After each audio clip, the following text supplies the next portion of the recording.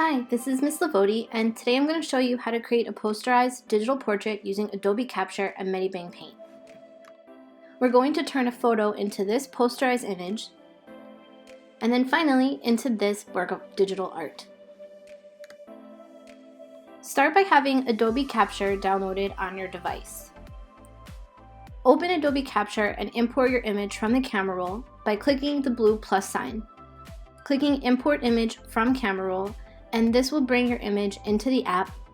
It will bring your image in as a black and white shape. Top left, you're going to click the icon that's the half circle and click to find the art palette. This will change your portrait into a color portrait.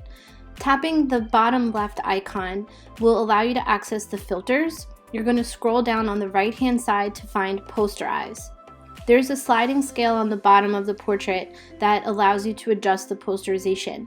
More to the left will simplify the colors and shapes, more to the right will make the shapes and colors more complex. Once you find the right colors and shapes that you like for your portrait, you're going to move on to the next screen. In this screen here, you're allowed to clean up your image. This will allow you to draw or paint more colors in, erase or edit the colors you have already. I'm using the paintbrush tool to draw back in some black edges and add some white to the eye and make some minor tweaks to the image overall just to clarify some shapes. But most of the editing that I'm going to do to this picture will happen in the Medibang Paint app.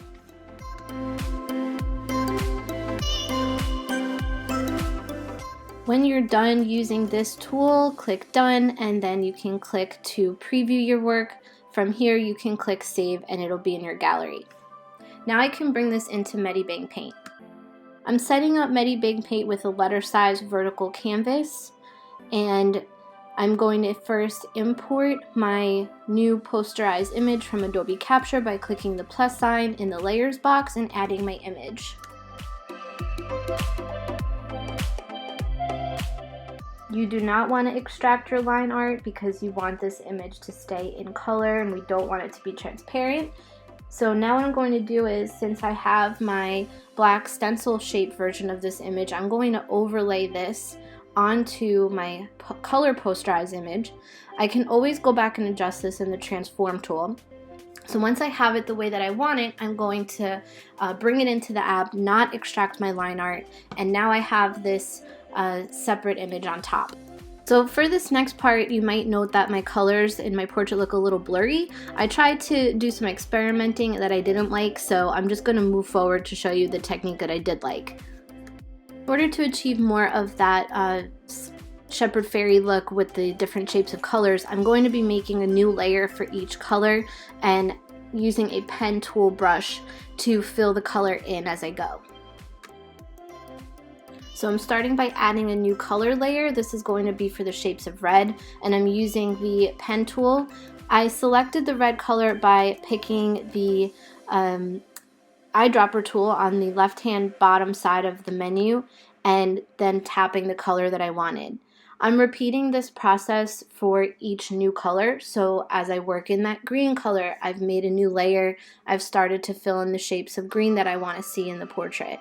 And then I'm going to repeat this process and do it again for the yellow, and then again for the pink and the really light yellow.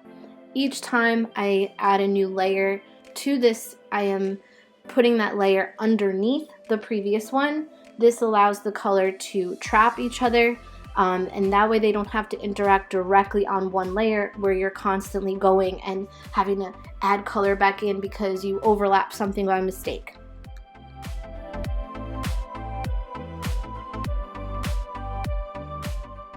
From here, also make sure you're saving your work, but take a moment to hide your Adobe Capture photo layer and work on cleaning up the work and filling in gaps of color.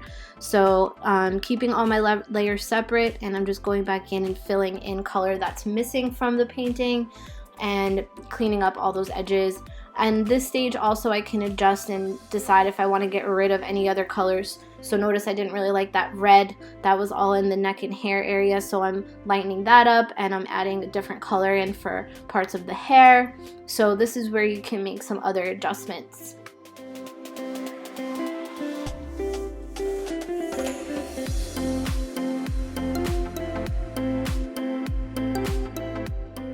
I'm adding an extra layer for the mask and clothing portion of this, and this is something that I'm just going to pick a color that I want to use and fill it in more solid. I don't need to make it too complex. From here I'm going to layer in the color for the scrubs, and then I can turn this all into one layer.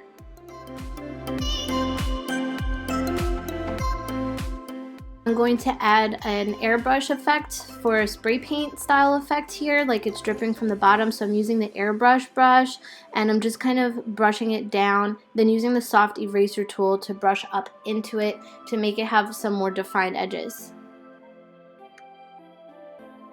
At this point, if you'd like to clean up your workspace, you can merge down your layers one by one. You're going to click the 3-dot icon in the layers box and click merge down each time. So that way, instead of like 10 layers of colors, you have just 3 that you're dealing with. When you're done, save your work as a JPEG just so you have a copy of it on your device, and then we'll continue to utilize this Medibang Paint program to add some background ideas to this.